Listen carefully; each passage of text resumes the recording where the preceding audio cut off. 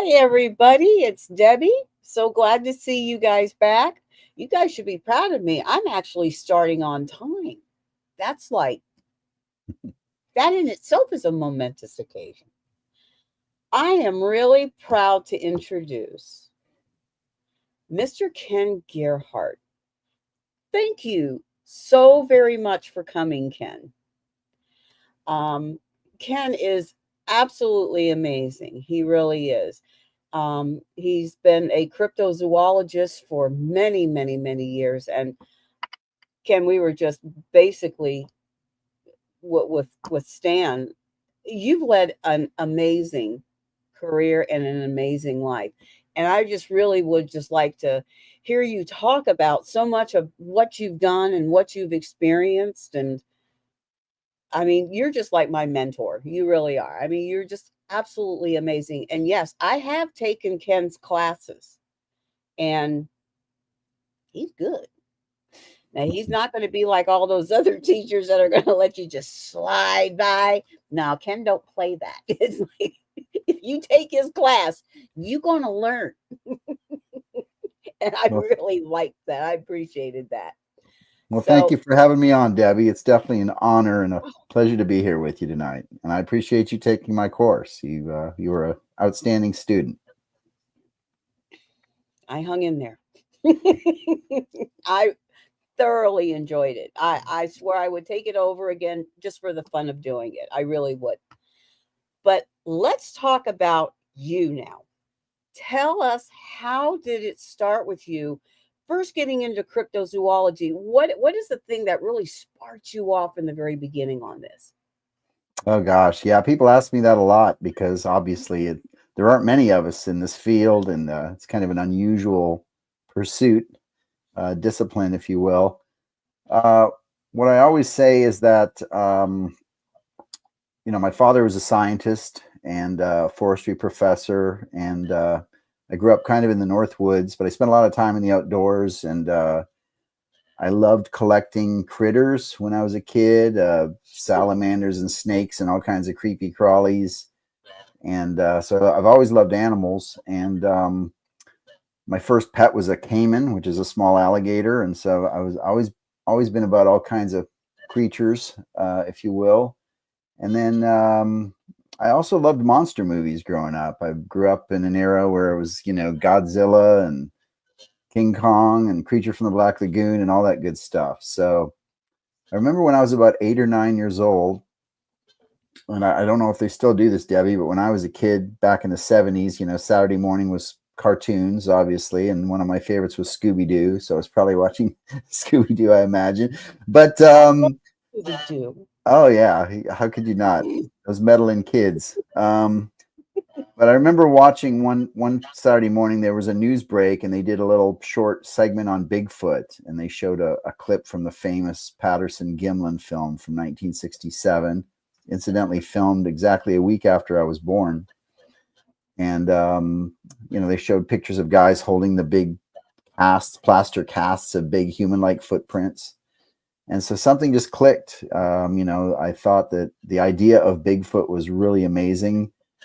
I viewed it as kind of an animal, something that had been undiscovered, but also a monster, big size, big and hairy and scary. So that really started me on my journey, and I passionately researched these topics when I was a kid. I used to go down to the library and check out all the books and stuff. And, at that time, there were some cool TV shows on, like The Old In Search Of with Leonard Nimoy and stuff like that. And my mother was a huge influence on me. She traveled around. She took me around the world with her. She was a travel agent, and so we traveled all over the place. And at age 9, she took me to the Amazon jungle, and I got to meet, primitive tribes like the Jivaro and Yagua. We went to Australia and Africa, Asia, all these places. And finally, when I was 15 years old, my mom arranged for my father and I to travel to Loch Ness in Scotland. And of course, home of the Nessie, the Loch Ness Monster. And I spent the better part of a week trying to do an investigation. When I was 14 or 15 years old, I had a little 8mm movie camera.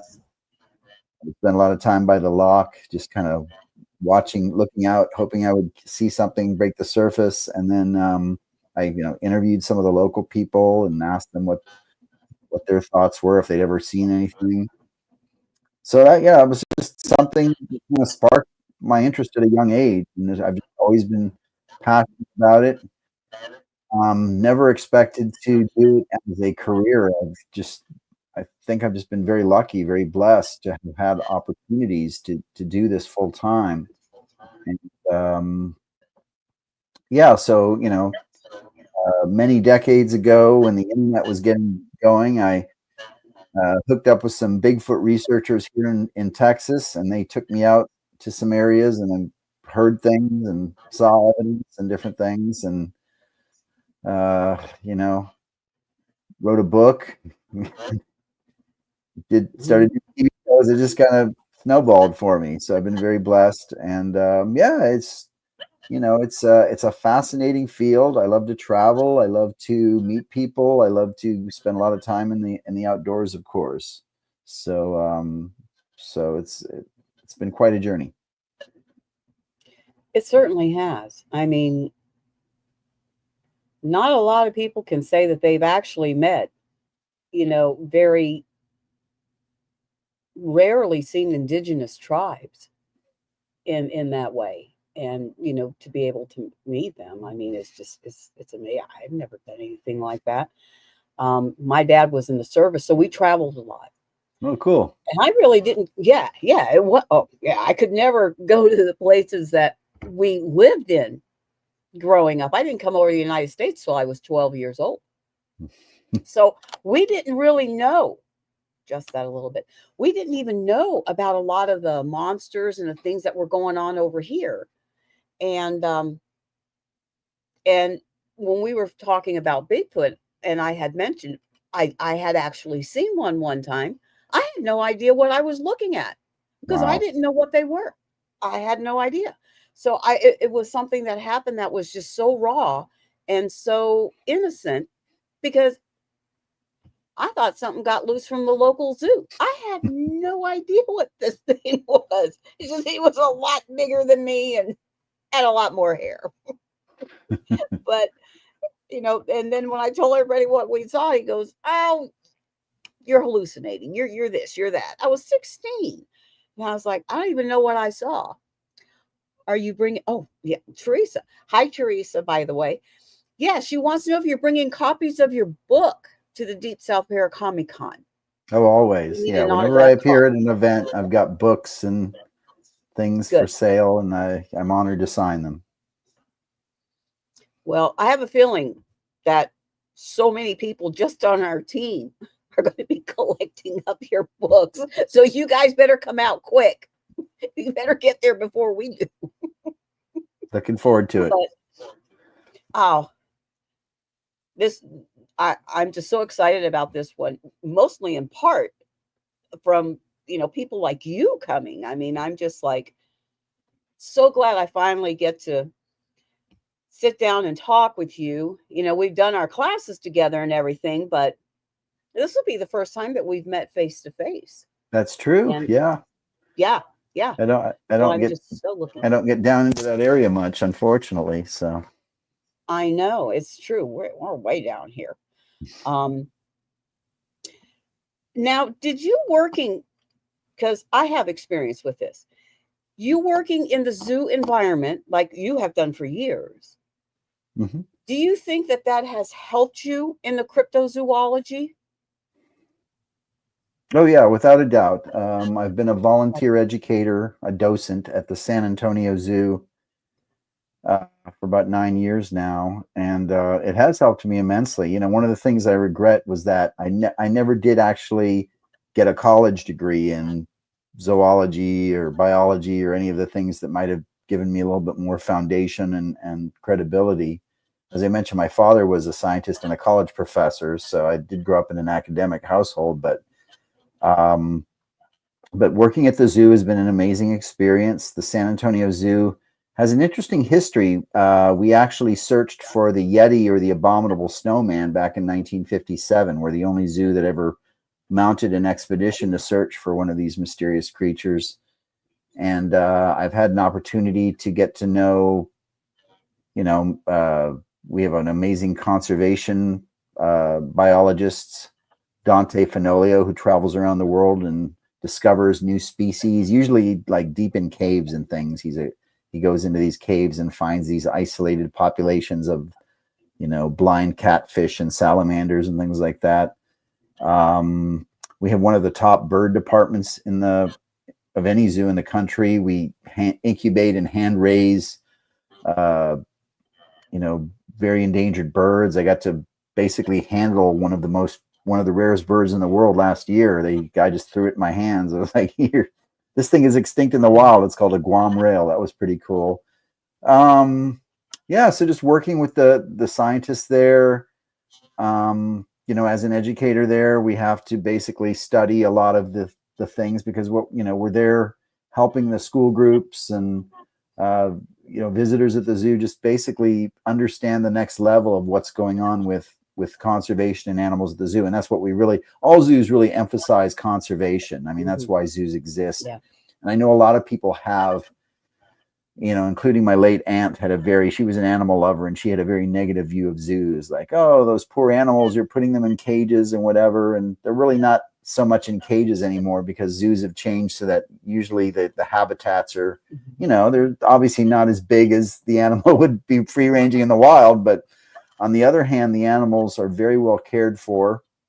I actually had an interesting conversation with a visitor last week who she said, I was telling her that animals live twice as long in the zoo because they have world-class health care and scientifically formulated diet, and the people that take care of them really, love the animals. And she was like, oh, I thought it was the opposite. I thought animals in the zoo didn't live very long. I said, no, that's not true at all. They live a long time. What we strive to do at zoos is what are known as species survival plans, SSPs. So if there are animals, and sadly there are a lot of animals these days that are vulnerable or endangered due to habitat loss and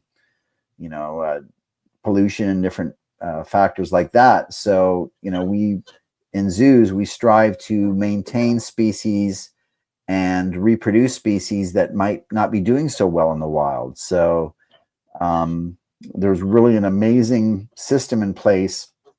All the zoos belong to an organization or several organizations, but that are scientifically accredited. But we'll exchange on a regular basis. Hey, we need a new jaguar to breed with our male, and we'll send you a zebra, and then you can send the Cincinnati Zoo that gorilla, and we just kind of try to keep the programs going. And again, a lot of these animals, that you'll see at zoos are almost extinct in the wild. They're only maintained in zoo populations. So yeah, I love working at the zoo, and every day I learn something new. It is fascinating. I used to work at the Miami Metro Zoo back Oh, years nice. ago. Uh-huh. Yeah, it was. And this is like near the very, very beginning of it. And I worked with Dr. Ezra from the San Diego Zoo. He had Oh, okay. San Yeah. Diego. Yeah, and he came out there, and it was just so much fun working with him. He had a great sense of humor and just nicest guy in the world you'd ever want to meet, and just made going to work, even if it wasn't as pleasurable with the animals, he made it twice as pleasurable, with his attitude. I mean, he was just a wonderful man. Exactly what you would expect the typical zoo vet to be, is like Right. anything can happen. Anything can happen. And usually it did. But Yeah, that's true. really enjoyed my time there. But I agree with you. With the cryptozoology, I listened very carefully because I also got trained as a veterinarian technologist back years ago before the zoo. And physiologically speaking, I can look at it in a scientific fact of, well, physiologically, could that be possible? Yeah, probable no, you know.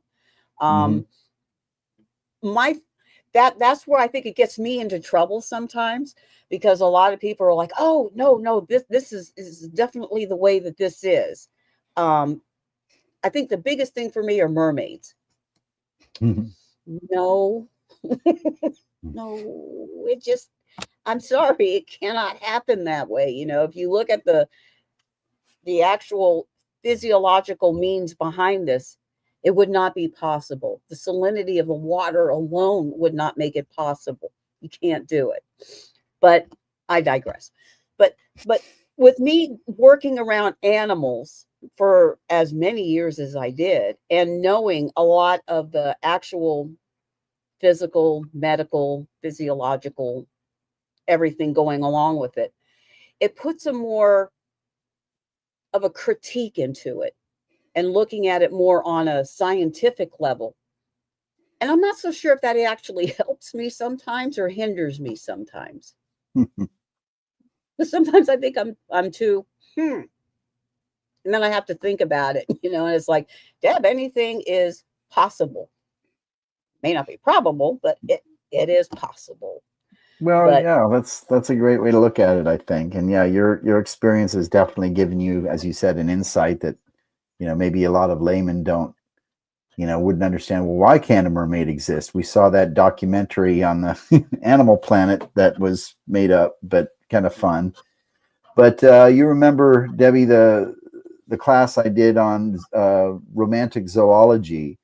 And, it's widely believed now that sightings of mermaids, which went on for centuries as brave men sailed across the world to unknown lands, that those sightings were largely based on sightings of things like manatees and seals and things that would come up out of the water in the distance. And for whatever reason, they would see it in a certain way where, like manatees, for example, will, the females will hold their young and kind of cradle their young up here to their breast when they yeah, come up out of the water, which is a very human-like characteristic. and it's Also, adorable. you have different optical illusions on the horizon sometimes where things look like they're sticking out of the water farther than they are. So that's one example. I mean, it's kind of a more of a pragmatic explanation. But still, it's as you said. I mean, science is about probability. I appreciate you saying that. I have this discussion with people all the time. What's probable and improbable, and Mhm. there tend to be a lot of people in my field that will make kind of these bold pronouncements, definitive announcements like Bigfoot is this and this is that, and that's really not the way we should approach it. We should say, well, I'm of the opinion that Bigfoot is that, or I've concluded that this is this way or that way, because we never know. And science is really about, things being kind of tested over periods of time. Mhm. And as you know, many long-standing theories, hypotheses have been challenged and tested, and with new techniques or technologies or things they've been overturned. Things get overturned, and once they're challenged, oh well, we were wrong. This is not actually related to this, or these. So you have to. I always tell people, if I'm really, really convinced that something exists, I might go as high as 90%. I'm 80 or 90% convinced that might exist, but you always got to have that kind of little margin of error there because we just don't know. You just don't know. I wanted to get your thoughts on something, Ken. Mm-hmm. This is very recent, very, very recent, and and I'm sure you've probably heard about it. Heavens knows it's been everywhere. They've just come up with, well, not just. I think they were born last August, October. The three dire wolves that they brought back from extinction. What are your thoughts on that? Wow. Oh, Yeah. Teresa said it right there too. Do you believe they really haven't created it? Yeah. Yeah. My understanding, and of course, I've been barraged like everyone else with this news recently. Sadly, it seems, even though it seems like a really amazing and romantic idea, it seems like this particular situation is more of a publicity stunt. I mean, there was Mhm. definitely some science applied or used, but these particular wolves that are being referred to by this company as dire wolves are really just regular gray wolves, Canis lupus, that have had their genes somewhat altered to look a certain way. And actually, not even so much as what we think dire wolves looked like, but more like what Right, dire wolves have looked like in different TV shows like Game of Thrones and things like that. So, right, um, dire wolves, and we were just talking about this, how things get overturned. Dire wolves, we used to think, or scientists used to think, that it was a subspecies of Canis lupus, gray wolves, but now it turns out they're in a completely different genus, based on genetic testing. So they are in the canid family, so they are wolf-like or dog-like animals, but we don't know if they're genetically close enough to modern wolves to really be considered wolves, even though they've been right. referred to as dire wolves. Um, Canis dirus, I think that, like I said, the genus just changed, and I can't remember the name, but we know that they were plentiful throughout North America during the Pleistocene up until about 11,000 years ago. We found tons of their fossils and teeth and things. They looked very much like modern wolves, except they were, bigger and more robust with shorter legs. They weren't really built to run as much. They were probably more like scavengers. And here's an interesting fact: there is fossil evidence from the Ozarks that indicates that there might have been an isolated population of dire wolves around as recently as 4,000 years ago, which is pretty amazing. Interesting. But yeah, these are not actual dire wolves. I think this is more of like just kind of a publicity marketing thing. Um, so it's a little bit kind of gosh, I don't want to be disingenuous, but it's kind of it's not real science. It's kind of like uh, play science, or I mean, again, they are doing amazing things in terms of being able to deal with genetics and things like that. And I guess the benefit is, or the positives are, that it does invoke this idea of, we've been talking for years about bringing back the woolly mammoth, which wouldn't be a really woolly mammoth. It would be like woolly mammoth hybrid with an Asian elephant, perhaps, or bringing back the thylacine or Tasmanian tiger, which is a cryptid, but we have enough DNA, but we wouldn't be able to actually, create a real thylacine or Tasmanian tiger. It would be hybridized with its closest living relative, which would be a Tasmanian devil, or something called a quoll, which is like a little carnivorous marsupial. So, but what it does is, I think it invigorates our spirit of understanding and appreciating species that did go extinct in the past, and maybe also, since we were just talking about conservation in zoos, maybe it will also inspire people to appreciate how tragic it is when something does go extinct. Now, something like the dire wolves, that was basically just a mass extinction that occurred at the end of the Pleistocene, so humans didn't have a huge role in that. But certainly in modern times, there have been a number of species that have presumably got extinct: the ivory-billed woodpecker, the Caribbean monk seal, the great auk, the dodo bird, the stellar sea cow. All of these things were hunted to extinction by humans, and isn't that a shame? Mhm. That It we is. had to go there. So yeah, I hate to be a Dr. Killjoy here, but no, these are not real No. dire wolves. Um, Now, again, it seems like more of a kind of a publicity stunt or something. yeah, because weren't they?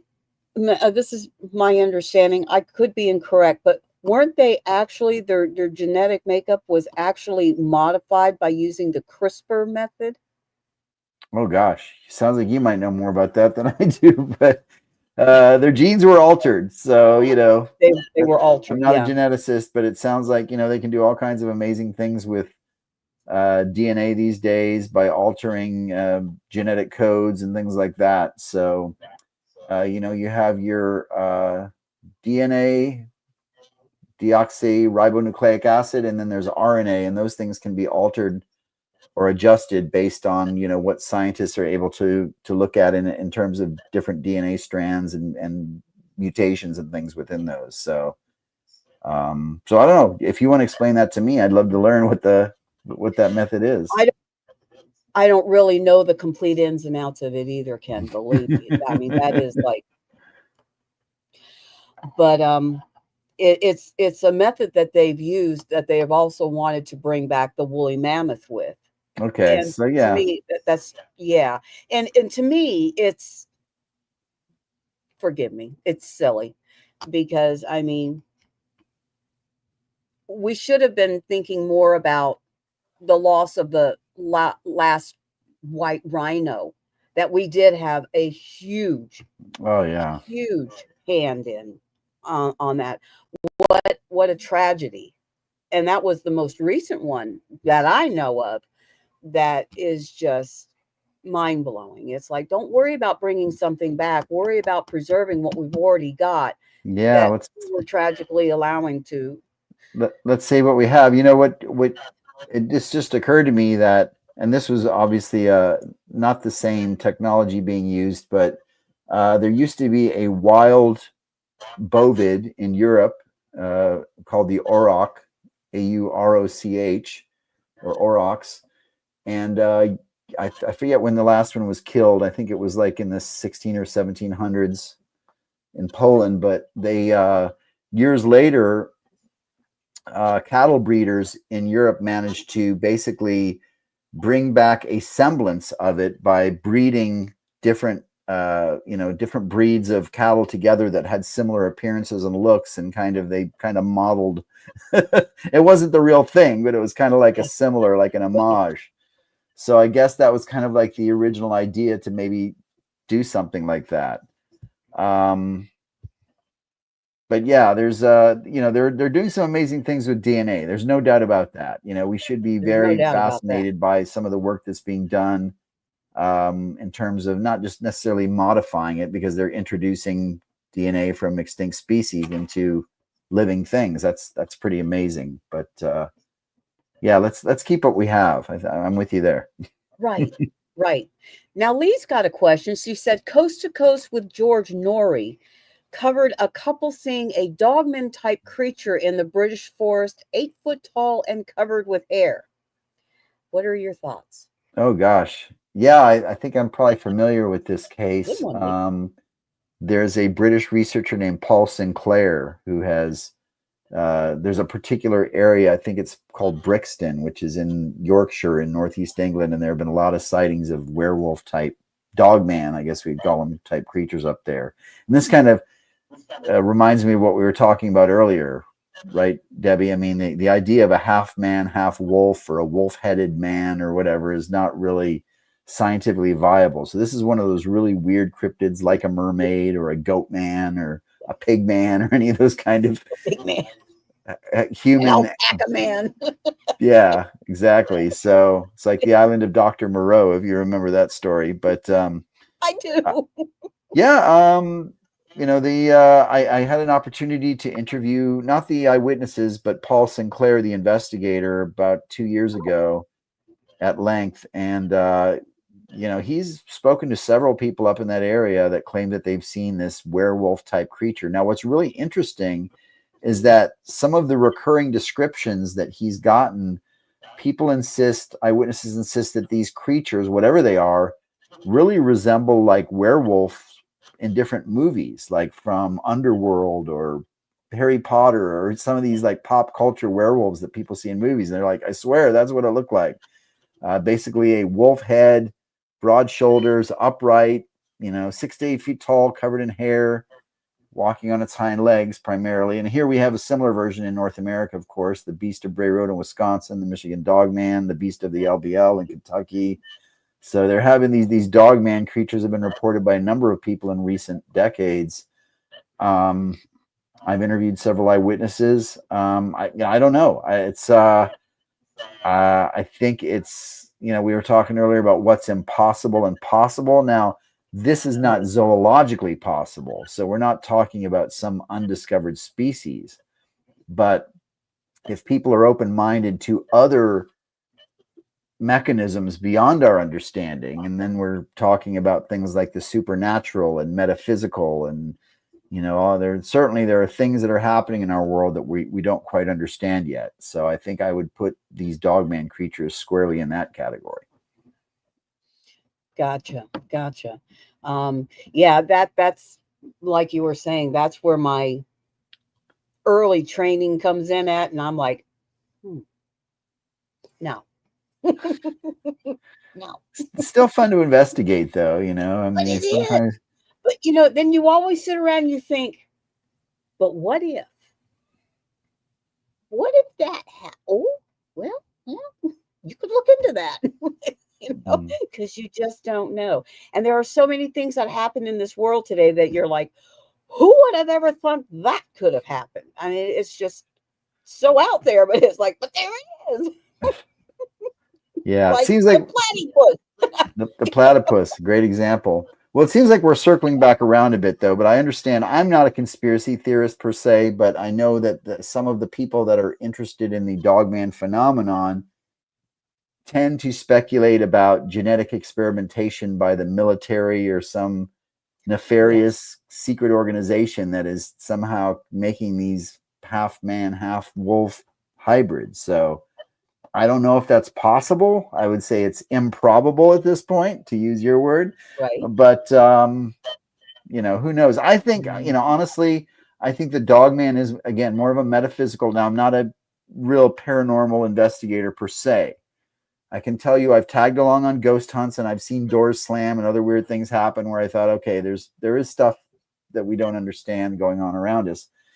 But many of the dogman eyewitnesses have claimed that these creatures exhibit characteristics and behaviors that are completely unnatural. And, there's the ghost light phenomenon that's often associated with them. There are weird, like, green mists and things that will come out of the darkness before these things appear. Sometimes when the eyewitnesses will claim that they're hearing like weird clicking and popping noises while they're having these. So it almost seems Right. like something. And if people, your listeners can use their own terminology if they want to call it interdimensional or demonic or extraterrestrial or something like that. There's all kinds of different interpretations of that. But certainly, if the dogman phenomenon is real, it represents something really weird and far out like that. That's Right. just kind of beyond our understanding.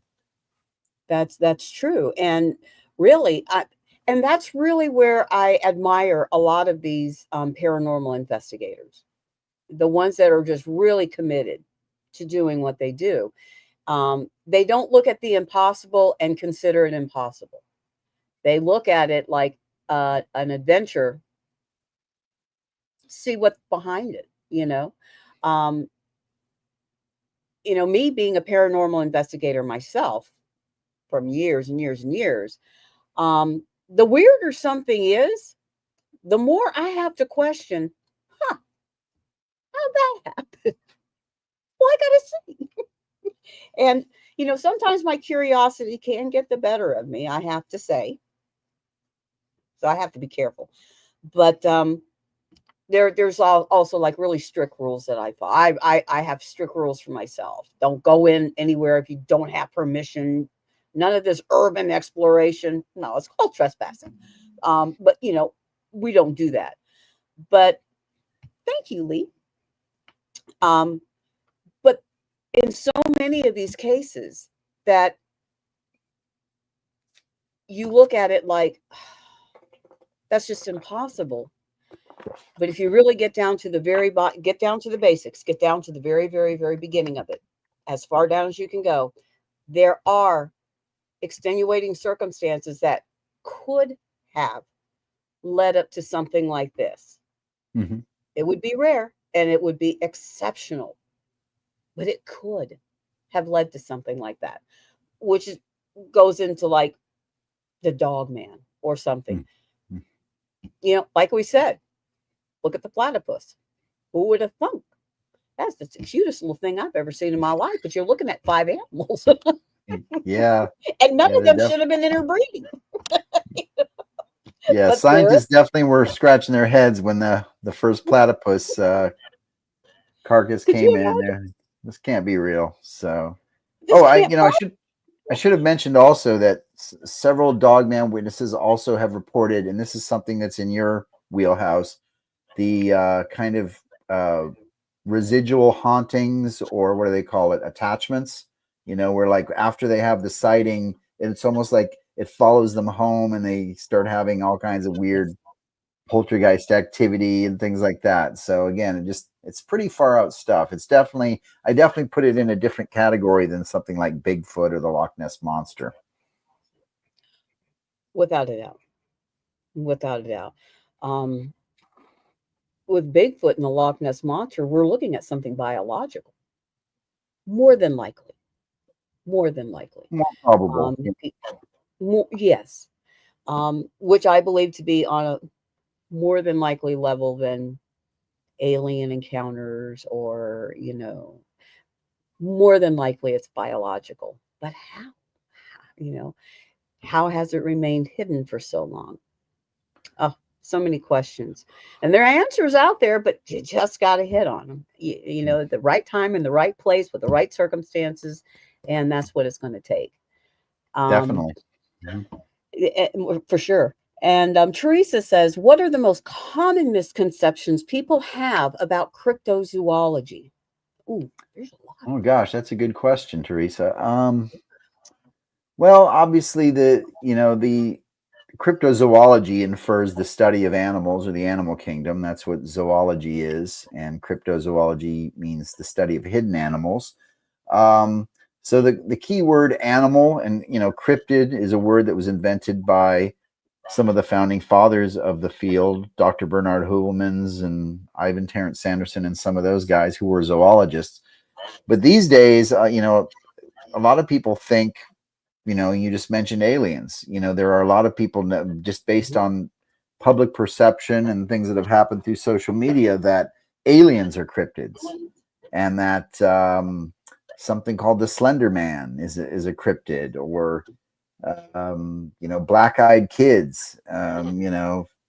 Wendigo, skinwalkers, a lot of these things that seem to be really, again, more, I'm not saying they don't exist, but if they do, they definitely bear the characteristics of a metaphysical or a weird, you know, Yes, haunting, or something like that. Not necessarily an animal that's running around in the I woods. I agree. mean, what is animal Right. like about a black-eyed kid that's wearing a hoodie and walking down the road in the middle of the night? So that's definitely a misconception in terms of what a cryptid is, or what the original intent was.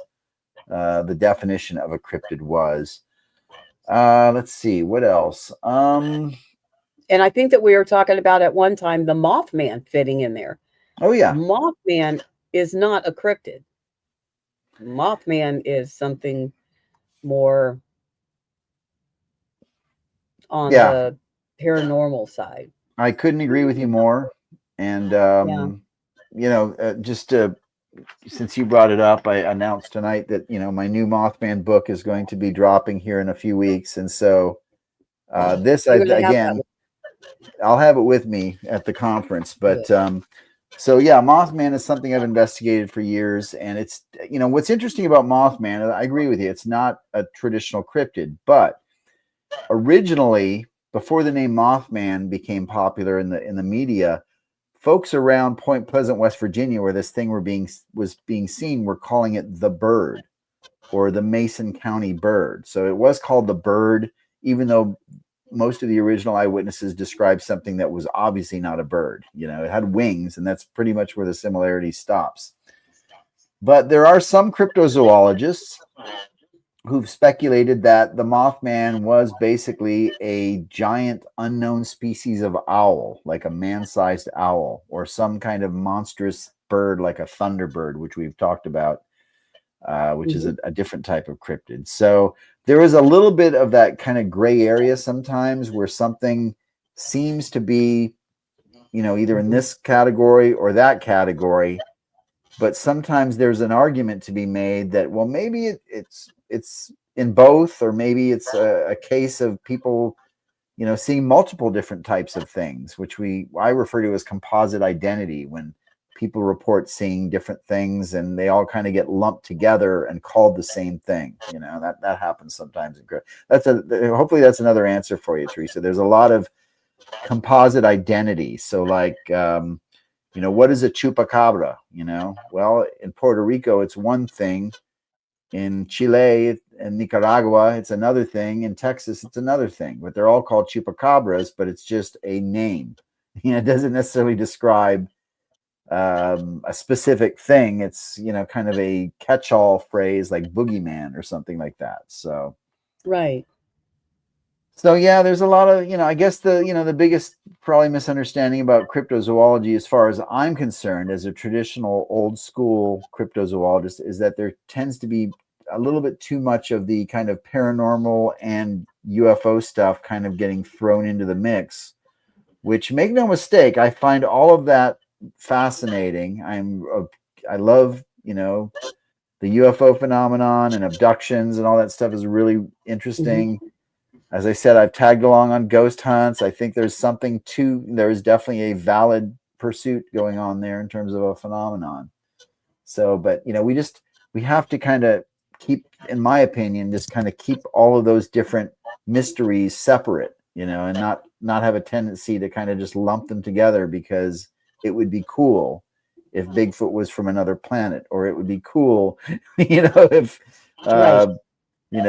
ghosts and aliens and Bigfoot and Nessie were all connected somehow. But I don't think there's enough evidence to support that. No, I agree. I completely agree.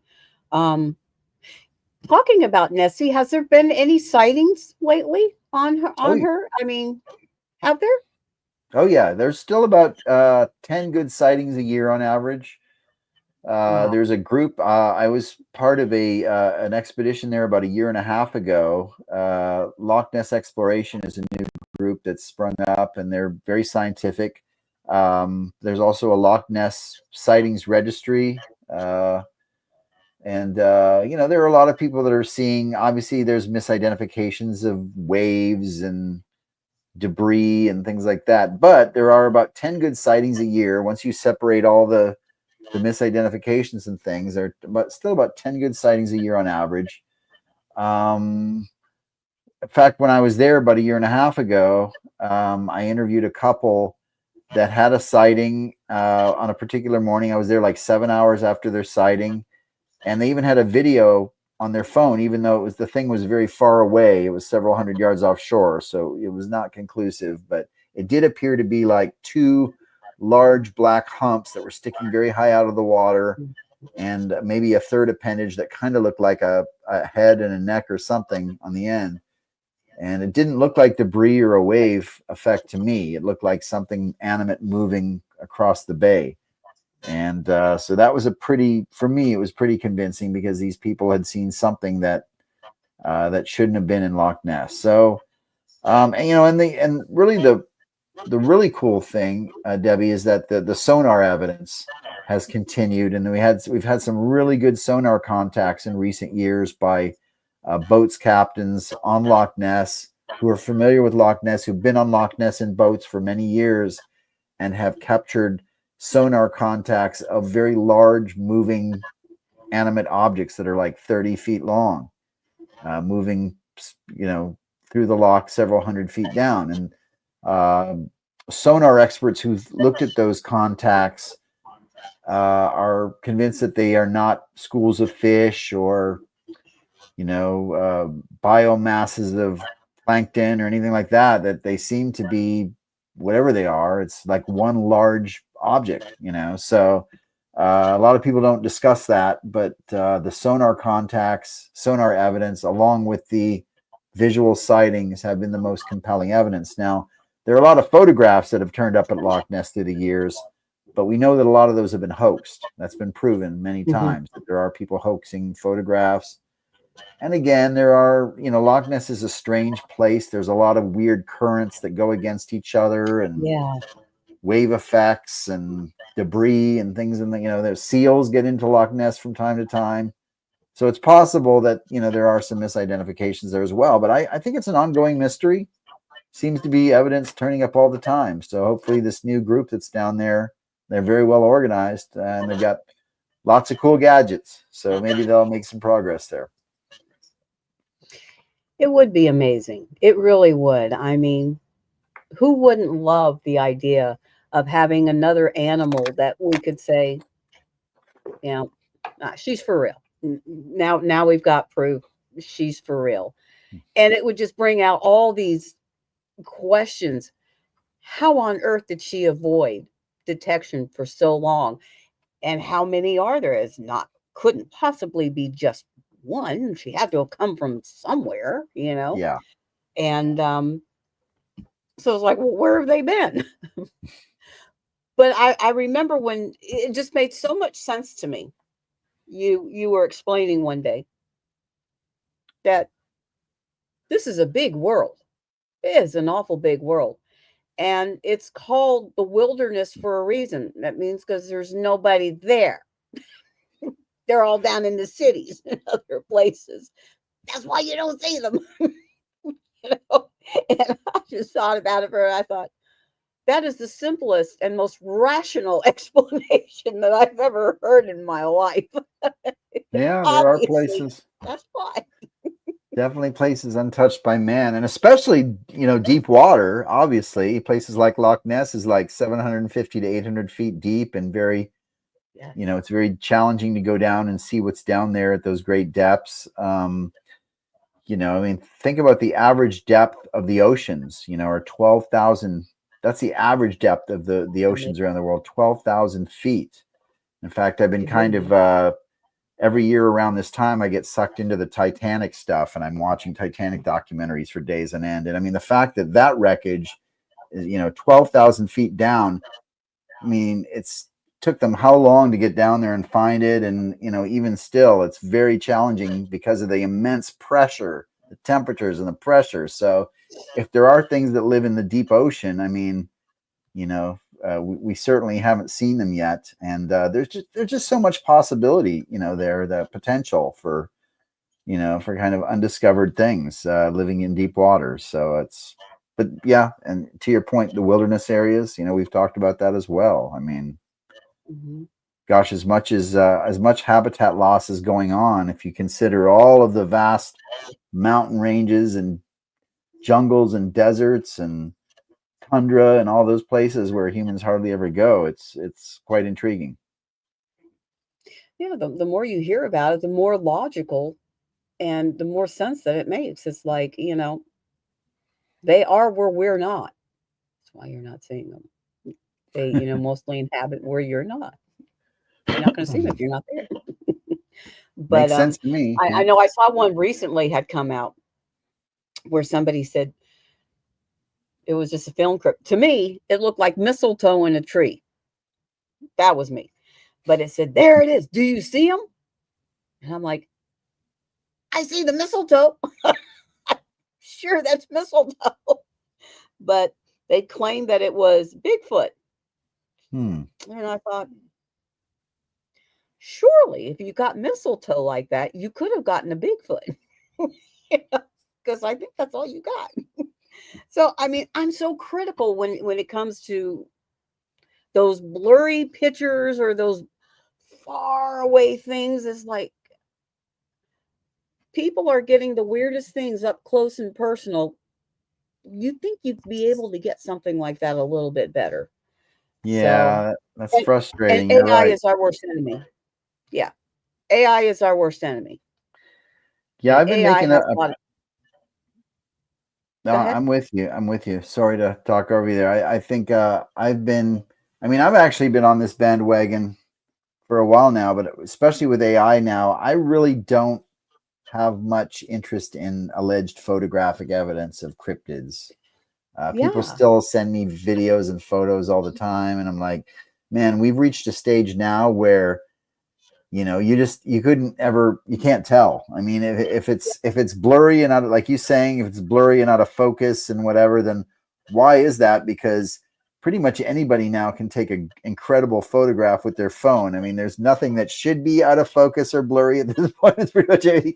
And then if it looks too good, then you have to start thinking about AI and Photoshop and stuff, because it's yeah, like, wow, that looks so. Yeah, sadly, I think we're at a point, at least in my field of cryptozoology, where photographic evidence is just doesn't have any value anymore. But fortunately, there are other avenues to explore, like DNA. We talked about yeah. DNA and eDNA, environmental DNA. Um, And I have the benefit in cryptozoology also to look for physical remains or physical trace evidence, things like footprints and stuff like that. You folks that are paranormal investigators, I've always kind of admired your passion, but I was like, geez, how are you going to really definitively prove you may be Right. experiencing things? And I've heard some cool EVPs and I've seen videos and things, but it's like, man, it's so hard.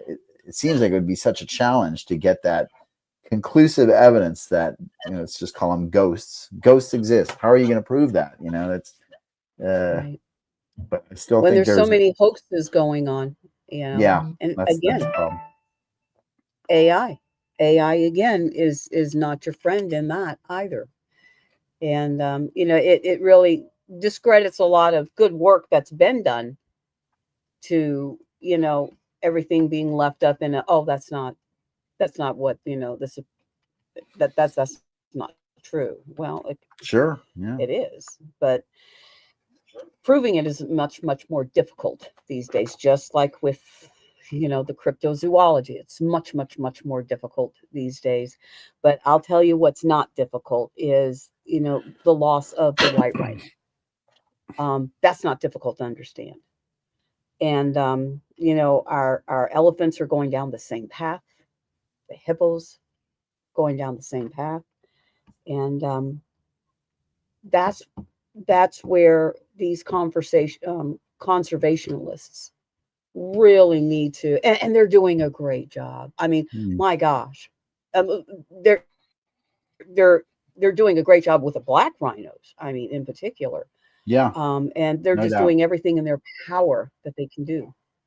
And I give my hats off to them. I mean, these people are amazing. The way that they're protecting these animals, they're putting their own lives on the line every day to make sure, as far as they can, to make sure that these animals survive as long as they possibly can.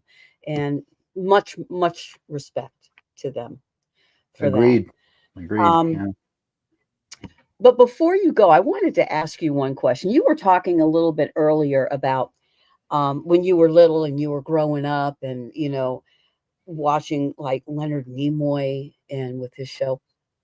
I mean, Ken, to be offered a spot in a show with his partner William Shatner. I mean, that had to have been an amazing experience. Yeah. It's pretty cool.